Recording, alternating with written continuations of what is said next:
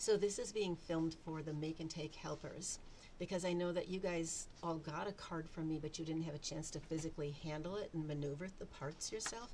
And the buzz in the room at the time is that my card was a little more complicated, a little more thought-provoking than I had anticipated it being. You do have this handout in your card packet, in the little envelope with your card. So you've got the visual on all the things, and I tried to be very specific about what to do, but I'm just going to show you real fast. So one of the things that I had mentioned was that you could take your card and just have your customers make something like that with a focal point, but it's so much more cool for our customers when we can turn it into a gatefold instead. And that while a gatefold oftentimes would have the piece on one side and open this way, this one is a latching gatefold, a sliding latching gatefold. So here's the mechanism. I'll show it to you in operation, and then I'll show you how you're going to make it. So it should slide like that, okay? If it doesn't slide, if you get yours out and go, oh, Katie, you put this together badly, it doesn't slide real nicely. The trick to that is with the sliding latch in, turn it upside down, and then just take your hands and kind of smush it out and just force those edges into a slightly new position, and then it should slide real nicely. Don't expect it to slide nicely smushed down flat and super tight. Then it might bind for sure, but when it pops out of the envelope with a user, somebody you send it to, it's going to want to open by itself anyway. That's what gatefolds do, especially if there's something inside it, like the base of this latch. It's going to want to pop open a little bit, and it's going to slide real nicely. Okay, so let's talk about the construction and the parts that you had. You have a pre-cut green thing, which everybody in the event stamped. We had one circle, which we will stamp in just a moment, and you had one yellow piece that was supposed to have you stamp 2 lemons on, and then you cut those 2 lemons out, which I've already got here and ready to go. One piece is going to go inside the cup. We only need half of it. The other half, I threw my other half away. I'm sorry I threw your other half away. Midway through the event, people were telling me they were going to put their other half on the inside of the card. I thought that was very clever. So I learned something from the people who came to do my card. The other one is going to sit on the edge of the glass, so it needs to be cut right up to that middle point. All right, so those are ready to go. Your first step is to take these 2 yellow pieces that came in your pack. If you had gotten a pack, the first step people did was to glue those on. This is already glued and ready to go. And then you have these 4 white pieces. The first white piece is going to be your glass. The other 3 are going to be the latching mechanism. So I'm going to get the latching mechanism ready to go, and then we'll talk about the glass. Everything should be a square. When I do something like this with customers, it's all square, so nobody has to worry about if it's upside down or right side up, or a circle where it doesn't matter.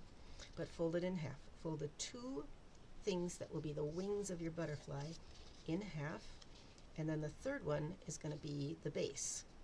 I'm actually going to crease these. Get out you can use tape runner, you can use glue, whatever's handy, whatever you actually can see and put your hands on at the time. It wasn't the one I thought I had, but it's one that will work.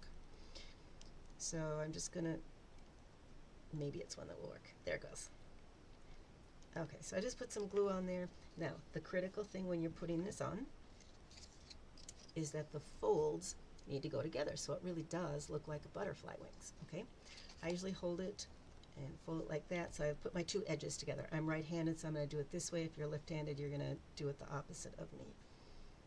So I'm just making sure my edges are lined up, and at this point, it actually doesn't matter if it's perfect.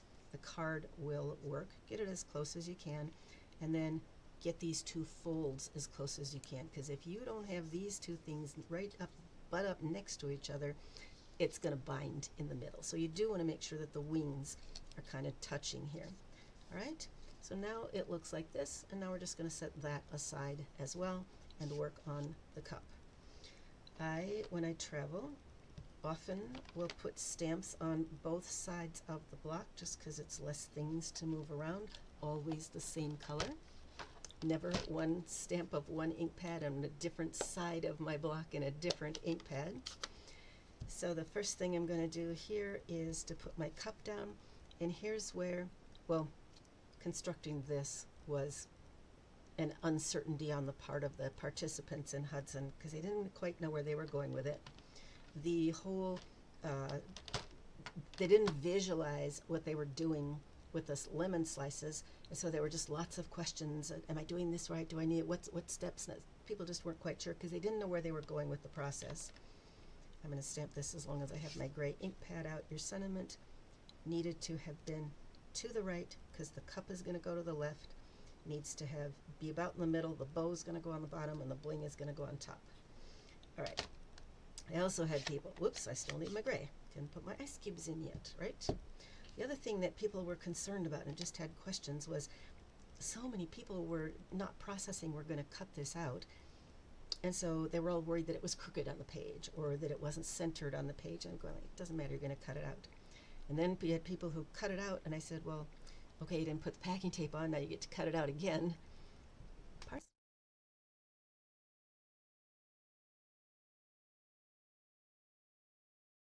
And if so, you just laugh and giggle. I'm on my second filming because I messed up with my microphone. My second filming, I had a very fortuitous boo-boo. It's not there this time. This is actually pretty good, but that's how most of mine looked. A couple of mine that I made have more ice cubes in them because I didn't get good ink coverage. So here's a tip too, if you're doing this with customers in an event. In a real glass, you got ice cubes jumbled on top of ice cubes. If you have not good ink coverage on that, don't worry about it. Just stamp some more on top of it, and nobody is going to question the fact that you got a jumbled mess of ice cubes floating around in your cup. It will work. It will look just fine. Trust me. The next step on here was to put some sponging on. And again, one of the things in the event, and your brain is now thinking, if you're going to do this in an event of all those things that your customers could have questions about, I was very happy with just kind of sponging a little bit of yellow in here so that people would know there was something in the cup. Some people at the Hudson event, like, no, needed to have yellow coverage all the way to the edges. Well, you can't be very precise with a blending brush, right? And then I had some people who went over the edge of the cup and they were a little worried because they went outside the lines. It's like, guys, you're going to cut this out. Don't worry about it. But you're not going to cut it out yet. So it is at this point that you're going to put on half of this lemon slice, okay? When you do that, you've got the corner of where all those little sections of the citrus slice come together, and they need to be right up here in the left-hand corner of the glass. And here's where I do need my glue. Just a dab of glue, and if the glue gets messy, if you get more than you planned on and it squishes, let it squish that way off the cup. I don't want it to squish into the cup, so I'm going to kind of come from this side, slide it over there, and just carry the glue with. The corner of the lemon slice in the corner of the cup, I like to have a little bit of the cup showing, not critical, but what is critical is you don't want the white part of the cup to show because that's a little harder to cover. You can do it, it's manageable. I do the next step on a silicone craft mat because the next thing is the packing tape, and I didn't want to get anything stuck to this. Here's my packing tape. So at this point, I'm just going to cover the whole thing and smooth it all down, okay? And then we're going to do our cutting.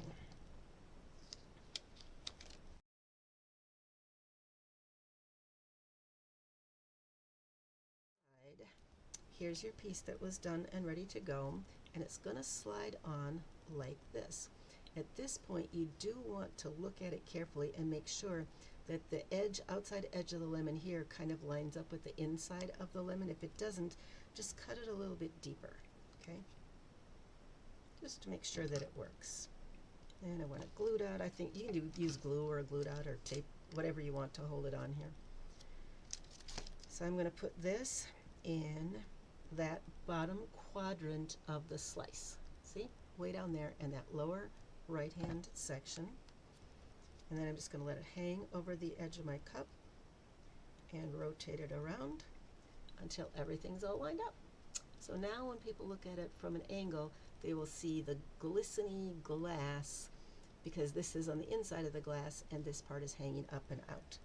And at that point, as I started to put this together, that's when I decided it really needed a little more something. I knew I was going to come on with the bow, which I don't have, so I use my meat fork.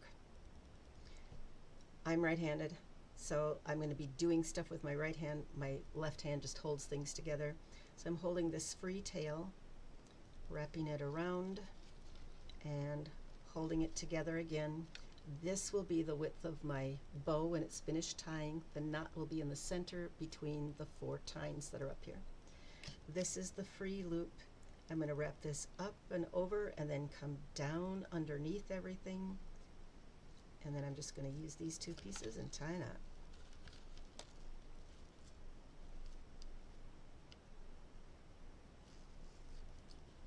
Easy peasy, time to go to Goodwill and find yourself an old meat fork.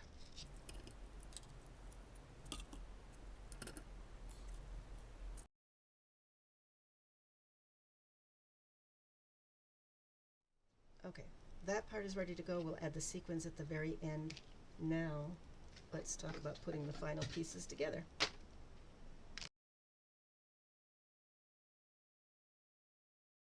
Okay, so the flat side is going to go in.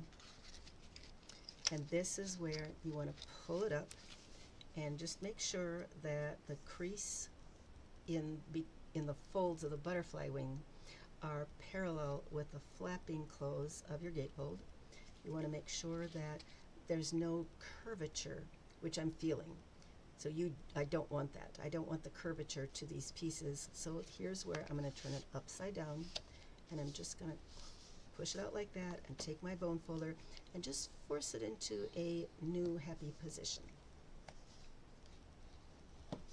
Okay, and at this point it should just slide up and down real nicely. Okay, the final piece then is to put your circle on.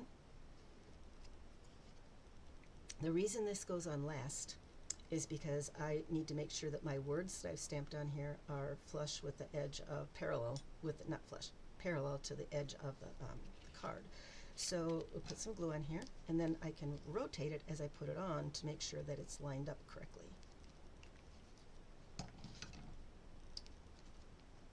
So now, oh, I got a corner showing. Good thing it's on glue. There we go. Hold it for just a second. And then we'll come back and add that bling.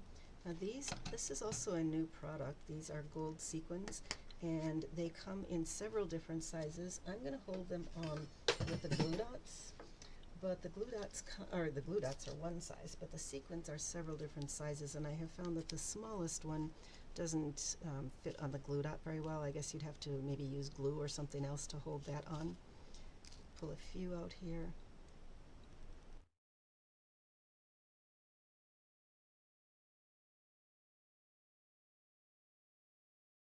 So I hope that was useful.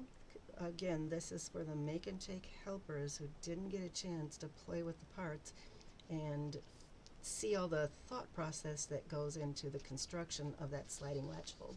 So there is your card, and if you want, there's a cute little decoration for the inside. My apologies to everybody else who's seeing this, who made theirs and didn't have the inspiration to put that extra little piece in.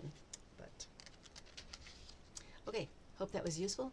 I'm so glad that we connected in Hudson, and we will catch you next time the stars get together. Bye for now.